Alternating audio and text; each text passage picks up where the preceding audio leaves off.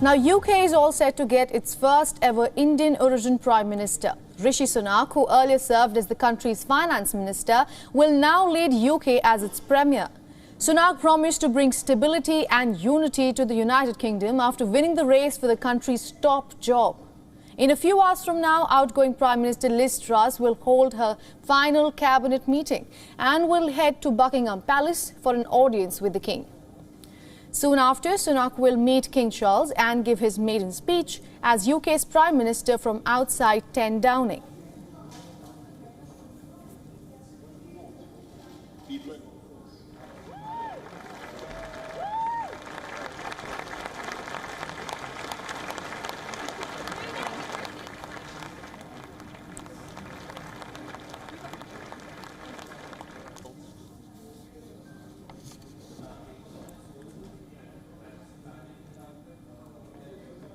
Thank you. Now for more on this, our correspondent Alex Izat is joining us from London. Now, Alex, before we dive into the economics of it, UK is going to be soon seeing its third Prime Minister this year. How are the Britons reacting to the turmoil? There's a lot of people who are just fed up with the absolute chaos that seems to have become the governing ruling party. They're all through the talks of Boris Johnson potentially coming back to Rishi Sunak now getting that Prime Minister position. A lot of people are just frustrated that we haven't moved forward with the cost of living debacle that we're still facing.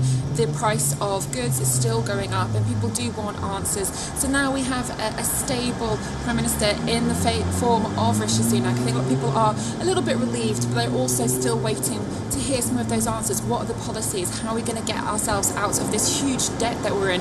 Is there going to be any more cuts to taxes? Are we going to see inflation rise again? These are the questions that the country wants, rather than who's in charge. Right now, the British pound plunged to a record low under Liz Truss, but right after Rishi Sunak's announcement, financial markets rallied. So how do you assess this early cheer? I think the pound was a little bit more stabilised as well when Jeremy Hunt took the position of Chancellor after the former Kwasi Kwarteng was released. I think that people in the market, in the financial market, want to see a more stable economic situation and getting rid of that extreme mini budget that Liz Truss and Kwasi Kwarteng put in place was a really good step forward, because ultimately she wanted to keep borrowing money and to make sure that the country was growing off the back of this borrowing. And of course Rishi Sunak, throughout the hustings with Liz Truss, said this was not the way to do it. This is not a good idea.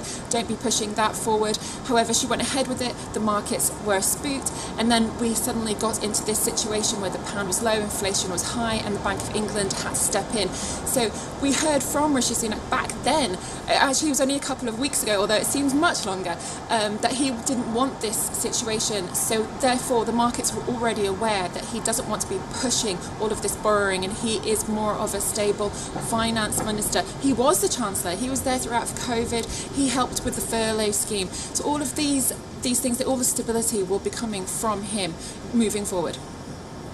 Absolutely. Now, very strong comments have been made by Rishi Sunak since yesterday. Unite or die, and we'll choose a policy over personality. Now, I can't help but ask, we have heard similar phrases before from Truss and Johnson as well. So I'm going to ask you a pessimistic question. What happens to the UK if Rishi Sunak fails? Well, I think with the unite and die, it's going to be, that's what has to be pushed forward, even from when Boris and Liz Truss were in charge. The fact is the Conservative Party are falling apart at the seams. There is backstabbing, there's pettiness. This was way before any of this hustings happened with Liz Truss and Rishi Sunak, and even up to today. It was before, when Boris Johnson was in power. Many of the MPs didn't like the way that he was acting, especially during COVID. We've obviously got the inquiry that's going on there with the Partygate, and a lot of MPs decided that they didn't want to be members of a party that they feel weren't representing the country enough. So this has been ongoing for quite a while, and this unite, trying to get people together, is what needs to be behind the backbone, because ultimately it's not about these individual people, it's about the country as a whole. And the country are asking questions. Why are you falling apart? Why are you giving the opportunities to the opposition to keep pushing their agenda. They want to hear what the Conservatives are going to do. Rishi Sunak hopefully can at least unite the party. We heard huge cheers when he was backed, and obviously the 1922 committee really did celebrate him. There was banging on desks, there was like cheers as he came through the door, and a lot of overwhelming support he's got there from MPs. And it seemed even back when Liz Truss and him were at the hustings, a lot of the MPs wanted Rishi Sunak, but it was the members that voted against him. So hopefully he can bring a lot more people back together, and whether or not some of those former backbenchers believe that he got rid of Boris Johnson, he is now in charge. So they need to put that pettiness behind them and to move forward. Absolutely. We will be, tracking all the developments. That was Alex Isad joining us from London.